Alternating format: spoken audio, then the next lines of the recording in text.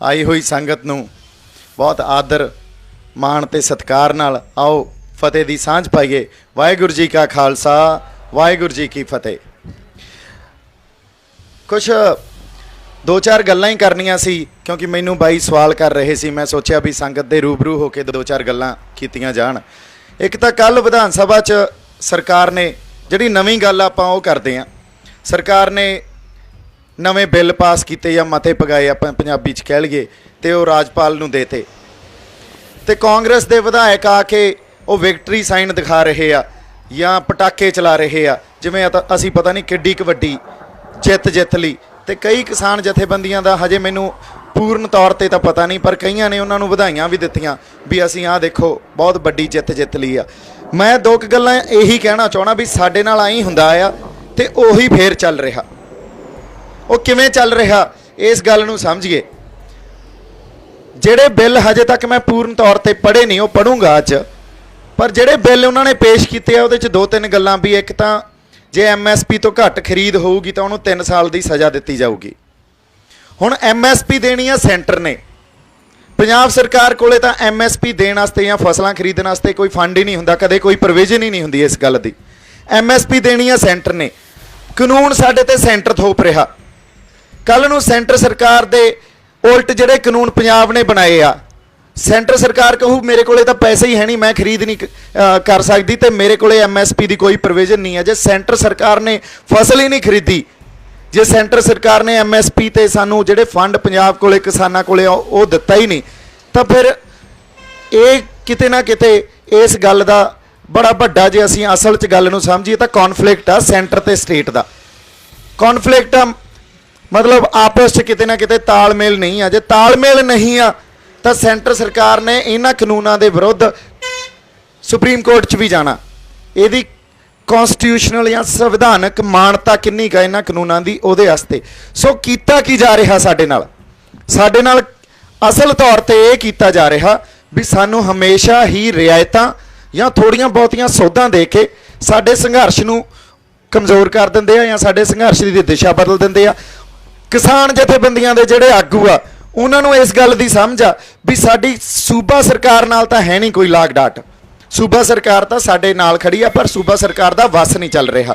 सो conflict कित्थे आ, असल लड़ाई किहड़ी आ? लड़ाई आ सेंटर सरकार नाल।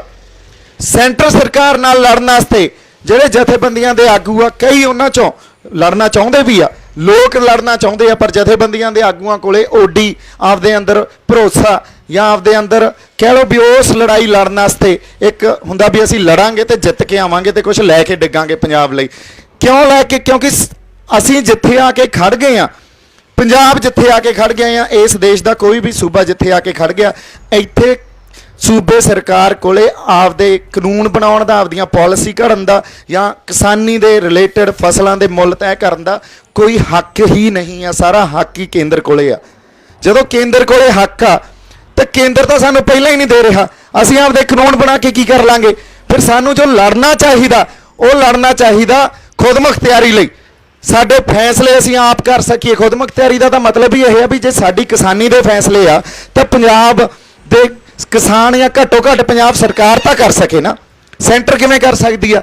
सो लड़ाई इत्थे आ, जड़ उत्थे पई आ। जदों तक असीं उस खुद मुख्तियारी की गल नहीं करांगे भी साडी फसलों के रेट असीं तय करिए तो पंजाब सरकार सानू कोई स्पैशल फंड क्रिएट करके या पंजाब सरकार आपदियां कोऑपरेटिव मॉडल या क्रिएट करके या उन्होंने बना के साडी हैल्प नहीं करती, असीं बच नहीं सकते। पंजाब सरकार नूं या तो उस MSP की प्रोविजन लई फंड क्रिएट करना चाहिए। फंड इन्हां कोले है नहीं, फंड ये लैंदे आ सेंटर तो। तुसीं ये देख लो आ पिछे जे GST का रौला पिया सी, 800 करोड़ मंगी जाते सी, उन्होंने नहीं दिता, अगले तो तुहाडे हत्थ अड़ाउंदे आ। हुण कैप्टन सरकार या कैप्टन साहब कहण भी मैं अस्तीफा जेब च लई फिरदा, उन्होंने कोई फर्क ही नहीं पैंदा। सो लड़ाई तो दिल्ली नाल लड़ रहे हैं, असीं किद्दां दी कह रहे हैं यह गल, लड़ाई दिल्ली नाल आ। दिल्ली साडी कदे सकी नहीं हो सकती, सानू मंगां ते ही रखिया उन्होंने। मंगां तो जे मंगां देतियां उन्होंने पता कल नूं इह हक्कां दी गल करनगे, सानू हक्कां ते जान ही नहीं दिता। अगली गल जिहड़ी साडी समझण वाली आ, हुण बिल्लां 'च जिहड़ी प्रोविजन होनी चाहिदी सी, जिहड़ा मंडी बोर्ड कोले पैसा आउंदा सी, कोई 2-4 हज़ार करोड़ पैसा आउंदा सी, वो ਸਾਡੇ ਪਿੰਡਾਂ ਦੀਆਂ ਸੜਕਾਂ ਤੇ ਗਲੀਆਂ ਤੇ ਨਾਲੀਆਂ ਤੇ ਲੱਗਦਾ ਸੀ, ਉਹ ਕਿੱਥੋਂ ਆਊਗਾ? ਇਹਨਾਂ ਬਿੱਲਾਂ 'ਚ ਉਹਦੀ ਕੋਈ ਪ੍ਰੋਵੀਜ਼ਨ ਨਹੀਂ। ਜਦੋਂ ਮੰਡੀਕਰਨ ਨਹੀਂ ਰਿਹਾ, ਉਹ ਪੈਸਾ ਕਿੱਥੋਂ ਆਊਗਾ? ਪੈਸਾ ਉਹ ਸਾਡੀਆਂ ਜੇਬਾਂ 'ਚੋਂ ਹੀ ਜਾਣਾ। ਸਾਡੇ ਜਿਹੜੇ ਟੈਕਸ ਲੱਗ ਰਹੇ ਅੱਜ ਕੱਲ੍ਹ, ਉਹਨਾਂ ਟੈਕਸਾਂ 'ਚ ਵਾਧਾ ਹੋਣਾ ਜਾਂ ਕੋਈ ਮਲਟੀਪਲ ਟੈਕਸੇਸ਼ਨ ਰਜੀਮ ਇਹਨੂੰ ਕਹਿੰਦੇ ਆ, ਵੀ ਵੱਖਰੇ ਵੱਖਰੇ ਟੈਕਸ ਲਾ ਦਿੱਤੇ ਜਾਣ ਤੇ ਉਹ ਸਾਡੀਆਂ ਜੇਬਾਂ 'ਚੋਂ ਹੀ ਜਾਣਾ।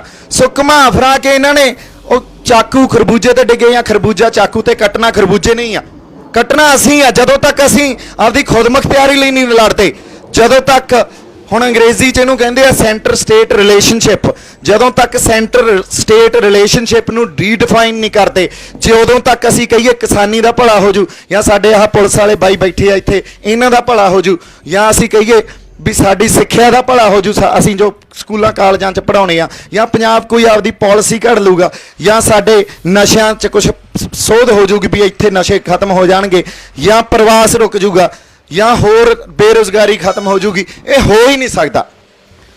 ਸੋ ਐਡਾ ਵੱਡਾ ਅੰਦੋਲਨ, ਲੋਕ ਨਾਲ ਖੜੇ ਆ।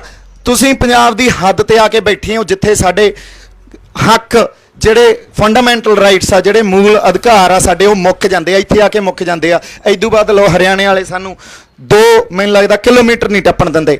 ਸੋ ਇੱਥੇ ਆ ਕੇ ਜੇ ਤੁਸੀਂ ਬੈਠੇ ਹੋ, ਮਤਲਬ ਕੋਈ ਜਜ਼ਬਾ ਹੀ ਲੈ ਕੇ ਆਏ ਹੋ ਨਾ। ਬਾਕੀ ਧਰਨਿਆਂ 'ਚ, ਮੋਰਚਿਆਂ 'ਚ, ਜਿੱਥੇ ਜਿੱਥੇ ਟੋਲ ਪਲਾਜ਼ਿਆਂ ਤੇ, ਜਿੱਥੇ ਜਿੱਥੇ ਪੈਟਰੋਲ ਪੰਪਾਂ ਦਾ ਘਰਾਅ ਕੀਤਾ ਹੋਇਆ, ਉਹਨਾਂ 'ਚ ਵੀ ਉਹ ਜਜ਼ਬਾ ਹੀ ਆ। ਸੋ ਚਾਹੀਦਾ ਕੀ ਆ? ਚਾਹੀਦਾ ਇਹ ਆ ਵੀ ਆਗੂ ਜਿਹੜੇ ਕਿਸਾਨ ਜਥੇਬੰਦੀਆਂ ਦੇ ਆ, ਜਾਂ ਅਸੀਂ ਸਾਰੇ ਮਿਲ ਕੇ ਅਸੀਂ ਦਿੱਲੀ ਸਰਕਾਰ ਨਾਲ ਲੜੀਏ ਤੇ ਪੰਜਾਬ ਸਰਕਾਰ ਸਾਡੀ ਇਸ 'ਚ ਫੁੱਲ ਹਮਾਇਤ ਦੇਵੇ ਵੀ ਅਸੀਂ ਲੜਨਾ ਤੇ ਆਪਦੇ ਹੱਕ ਲੈਣੇ ਆ। ਜੇ ਪੰਜਾਬ ਸਰਕਾਰ ਨਾਲ ਖੜੀ ਹੋ ਜਾਂਦੀ ਆ ਅੱਜ, ਤਾਂ ਪੰਜਾਬ ਦਾ ਹਰ ਬਾਸ਼ਿੰਦਾ, ਹਜੇ ਸ਼ਹਿਰੀ ਵਰਗ ਉਸ ਤਰ੍ਹਾਂ ਨਹੀਂ ਉੱਠਿਆ ਸਾਡੇ ਨਾਲ। ਸਾਨੂੰ ਪਤਾ ਇਹ ਪਿੰਡਾਂ 'ਚ ਜ਼ਿਆਦਾ ਹੁੰਗਾਰਾ ਮਿਲ ਰਿਹਾ ਹੈ ਇਸ ਸਟਰਗਲ ਨੂੰ, ਸ਼ਹਿਰਾਂ 'ਚ ਓਡਾ ਜ਼ਿਆਦਾ ਹੁੰਗਾਰਾ ਨਹੀਂ ਮਿਲ ਰਿਹਾ। ਜਦੋਂ ਤੱਕ ਸਰਕਾਰ ਪੰਜਾਬ ਦੇ ਰਹਿੰਦੇ ਸ਼ਹਿਰੀਆਂ ਨੂੰ ਇਹ ਗੱਲ ਨਹੀਂ ਕਹਿੰਦੀ ਵੀ ਸਾਡੇ ਨਾਲ ਤੁਰੋ, ਅਸੀਂ ਖੁਦਮੁਖਤਿਆਰੀ ਕੁਛ ਹੱਦ ਤੱਕ ਹੀ ਲੈ ਲਈਏ। ਮੈਂ ਨਹੀਂ ਕਹਿੰਦਾ ਜਮਾਂ ਹੀ ਖੁਦਮੁਖਤਿਆਰੀ ਹਰ ਖਿੱਤੇ 'ਚ ਸਾਡੇ ਕੋਲੇ ਖੁਦਮੁਖਤਿਆਰੀ ਹੋਵੇ, ਚਲੋ ਉਹ ਇੱਕ ਲੰਬੀ ਸਟਰਗਲ ਆ। ਦੇਖੋ ਇੱਕ ਗੱਲ ਹੋਰ ਸਮਝਣ ਦੀ ਜ਼ਰੂਰਤ ਆ, ਜਿਹੜੀ ਲੜਾਈ ਆਪਾਂ ਲੜ ਰਹੇ ਹਾਂ ਇਹ ਪੋਲੀਟੀਕਲ ਸਟਰਗਲ ਆ, ਇਹ ਰਾਜਸੀ ਸਟਰਗਲ ਆ। ਜੇ ਇਸ ਗੱਲ ਨੂੰ, ਬੇਸਿਕ ਗੱਲ ਨੂੰ ਨਹੀਂ ਸਮਝਦੇ ਵੀ ਇਹ ਰਾਜਸੀ ਸਟਰਗਲ ਆ, ਤਾਂ ਅਸੀਂ ਫਿਰ ਲੜਾਈ ਨੂੰ ਹੀ ਨਹੀਂ ਸਮਝ ਪਾ ਰਹੇ। ਜੇ ਅਸੀਂ ਇਹ ਸਮਝਦੇ ਹਾਂ ਵੀ ਇਹ ਕਿਸਾਨੀ ਦਾ ਮਸਲਾ ਜਾਂ MSP ਤੱਕ ਹੀ ਅਸੀਂ ਲਿਮਿਟਡ ਆ, MSP ਤਾਂ ਸਾਡੇ ਕੋਲੇ ਪਹਿਲਾਂ ਵੀ ਹੁੰਦੀ ਸੀ, ਪਰ ਖੁਦਕੁਸ਼ੀਆਂ ਉਸੇ MSP ਨਹੀਂ ਦਿੱਤੀਆਂ ਨਾ, ਕਰਜ਼ੇ ਉਸ MSP ਨਹੀਂ ਦਿੱਤੇ ਆ ਨਾ। ਸਾਡਾ ਕਿਸਾਨਾਂ ਦਾ ਜੋ ਅੱਜ ਹਾਲ ਆ, ਪਿੰਡਾਂ 'ਚ ਜਾ ਕੇ ਦੇਖ ਲਈਏ, ਉਸੇ MSP ਨਹੀਂ ਸਾਨੂੰ ਦਿੱਤਾ। ਸੋ 73 ਸਾਲਾਂ 'ਚ ਹਜੇ ਤੱਕ ਅਸੀਂ ਕੋਈ ਖੇਤੀਬਾੜੀ ਦਾ ਮਾਡਲ ਜਿਹੜਾ ਕਿਸਾਨਾਂ ਲਈ, ਮਜ਼ਦੂਰਾਂ ਲਈ ਲਾਹੇਵੰਦ ਹੋਵੇ, ਚੰਗਾ ਹੋਵੇ, ਉਹ ਹਜੇ ਲੈ ਹੀ ਨਹੀਂ ਸਕੇ। 73 ਸਾਲ ਹੋ ਗਏ, ਇੱਕ ਪੂਰੀ ਕਿਸਾਨਾਂ ਦੀ ਪੀੜ੍ਹੀ ਖਤਮ ਹੋ ਗਈ ਲੜਦੇ ਲੜਦੇ। ਮੁੜ ਕੇ ਜਿਹੜੇ ਆਗੂ ਆ ਸਾਡੇ ਬੈਠੇ ਜਥੇਬੰਦੀਆਂ ਦੇ, ਕਿਸਾਨ ਜਥੇਬੰਦੀਆਂ ਦੇ, ਇਹ ਲੜਦੇ ਲੜਦੇ ਬਿਰਧ ਹੋ ਗਏ। ਜੇ ਹਜੇ ਵੀ ਅਸੀਂ ਮੰਗਾਂ ਤੇ ਹੀ ਲੜਦੇ ਰਹਾਂਗੇ ਤਾਂ ਅਗਲੀ ਆਉਣ ਵਾਲੀ ਪੀੜ੍ਹੀ ਨੇ ਵੀ ਬਿਰਧ ਹੋ ਜਾਣਾ ਤੇ ਅਸੀਂ ਮੰਗਾਂ ਤੇ ਹੀ ਰਹਿਣਾ ਜਾਂ ਰਿਆਇਤਾਂ ਤੇ ਹੀ ਰਹਿਣਾ। ਜਦੋਂ ਤੱਕ ਅਸੀਂ ਆਪਦੇ ਹੱਕਾਂ ਦੀ ਗੱਲ ਨਹੀਂ ਕਰਦੇ, ਜਦੋਂ ਤੱਕ ਪੰਜਾਬ ਸਰਕਾਰ ਇਹ ਗੱਲ ਨਹੀਂ ਸਮਝਦੀ ਵੀ ਸੈਂਟਰ, ਕੱਲ ਕੈਪਟਨ ਸਾਹਿਬ ਨੇ ਇਹ ਗੱਲ ਕਹੀ ਆਪ ਵੀ ਸਾਡੇ ਕੋਲੇ ਤਾਂ ਸਪੇਸ ਹੀ ਹੈ ਨਹੀਂ, ਸਾਡੇ ਕੋਲੇ, ਉਹਨਾਂ ਨੇ ਬਿਆਨ ਦਿੱਤਾ ਇਹ ਇੰਗਲਿਸ਼ ਟ੍ਰਿਬਿਊਨ ਨੂੰ ਜਾਂ ਹਿੰਦੁਸਤਾਨ ਟਾਈਮਜ਼ ਨੂੰ, ਵੀ ਸਾਡੇ ਕੋਲੇ ਤਾਂ ਕੁਛ ਜਗ੍ਹਾ ਹੀ ਹੈ ਨਹੀਂ ਜਿੱਥੇ ਅਸੀਂ ਸੈਂਟਰ ਸਟੇਟ ਰਿਲੇਸ਼ਨਸ਼ਿਪ 'ਚ ਉਹਨੂੰ ਰੀਡਿਫਾਈਨ ਕਰ ਸਕੀਏ, ਜਾਂ ਉਸ ਸੈਂਟਰ ਸਟੇਟ ਰਿਲੇਸ਼ਨਸ਼ਿਪ ਦੇ ਅੰਡਰ ਅਸੀਂ ਕੋਈ ਪੰਜਾਬ ਦੇ ਲਈ ਕੋਈ ਨਵੇਂ ਲਾਅ ਘੜ ਸਕੀਏ। ਤੁਸੀਂ ਦੇਖ ਲਓ ਕੱਲ ਬਿੱਲ ਪਾਸ ਕੀਤੇ ਆ, ਰਾਜਪਾਲ ਕੋਲੇ ਜਾਣੇ ਆ, ਰਾਜਪਾਲ ਵੀ BJP ਦਾ ਕੰਮ, ਪ੍ਰੈਜ਼ੀਡੈਂਟ ਕੋਲੇ ਜਾਣੇ ਆ, ਉਹ ਵੀ BJP ਦਾ, ਤੇ ਅੱਗੇ BJP ਵਾਲਿਆਂ ਨੇ ਸੈਂਟਰ 'ਚ ਚੈਲੰਜ ਵੀ ਕਰਨਾ। ਸੋ ਸਾਨੂੰ ਰੁੱਖ ਕਿਹੜਾ ਦਿੱਤਾ ਜਾ ਰਿਹਾ? ਜਦੋਂ ਸੰਘਰਸ਼ ਨੂੰ ਕਮਜ਼ੋਰ ਕਰਨਾ ਹੋਵੇ ਉਦੋਂ ਜਾਂ ਤਾਂ ਕਾਨੂੰਨੀ ਲੜਾਈ ਇੰਨੀ ਧੱਕ ਦਿਓ, ਜਾਂ ਇਹਨਾਂ ਦਾ ਟੀਚਾ ਜਿਹੜਾ ਮਿਥਿਆ ਹੋਇਆ ਉਹ ਤੋਂ ਭਟਕਾ ਦਿਓ। ਅਸੀਂ ਲੱਗੇ ਆ ਹੱਕਾਂ ਨੂੰ ਮੰਗਣ, ਅਸੀਂ ਆ ਬਿੱਲਾਂ ਦੀਆਂ ਸੋਧਾਂ ਤੇ ਰਹਿ ਜਾਾਂਗੇ। ਤੇ ਕਿਸਾਨ ਜਥੇਬੰਦੀਆਂ ਅੱਜ ਬੈਠੀਆਂ ਕਿਉਂਕਿ ਉਹਨਾਂ ਨੂੰ ਵੀ ਪਤਾ ਵੀ ਸੈਂਟਰ ਨਾਲ ਕਿਵੇਂ ਲੜਾਂਗੇ ਯਾਰ, ਇਹ ਤਾਂ ਲੰਬੀ ਲੜਾਈ ਆ, ਪਰ ਲੜਨਾ ਤਾਂ ਪੈਣਾ ਹੀ ਆ ਨਾ। ਜੇ ਅੱਜ ਨਾ ਲੜੇ ਤਾਂ ਕੱਲ ਲੜਨਾ ਪੈਣਾ, ਕੱਲ ਨਹੀਂ ਤਾਂ ਪਰਸੋਂ ਲੜਨਾ ਪੈਣਾ। ਜਦੋਂ ਤੱਕ ਉਸ ਗੱਲ ਤੇ ਅਸੀਂ ਨਹੀਂ ਆਉਂਦੇ, ਜਦੋਂ ਤੱਕ ਅਸੀਂ ਸੈਂਟਰ ਸਟੇਟ ਰਿਲੇਸ਼ਨਸ਼ਿਪ ਨੂੰ ਰੀਡਿਫਾਈਨ ਨਹੀਂ ਕਰਦੇ, ਉਦੋਂ ਤੱਕ ਜੇ ਅਸੀਂ ਕਹੀਏ ਸਾਡੇ ਮਸਲੇ ਹੱਲ ਹੋ ਜਾਣਗੇ ਜਾਂ ਪੰਜਾਬ ਦਾ ਭਲਾ ਹੋ ਜਾਊਗਾ, ਉਹ ਨਹੀਂ ਹੋ ਸਕਦਾ।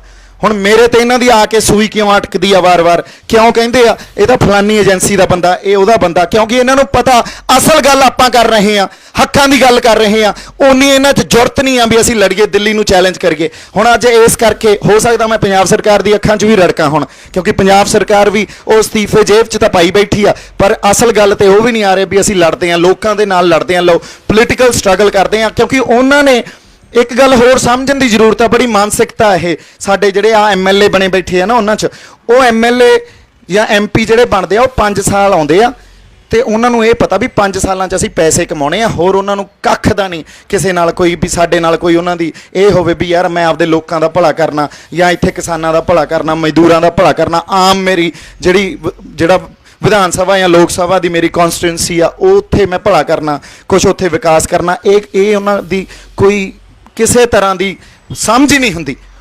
ਅੱਛਾ, ਉਹਨਾਂ ਨੇ ਦੀ ਜੋ ਪਾਰਟੀ ਨੇ ਫੈਸਲਾ ਜੋ ਲੈ ਲਿਆ, ਆ ਕੇ ਉਹ ਐਂ ਦਿਖਾਉਣਗੇ ਆਹ ਲਓ ਜੀ ਖੜ ਗਏ ਕਿਸਾਨਾਂ ਦੇ ਹੱਕ 'ਚ, ਖੜ ਗਏ ਮਜ਼ਦੂਰਾਂ ਦੇ ਹੱਕ 'ਚ।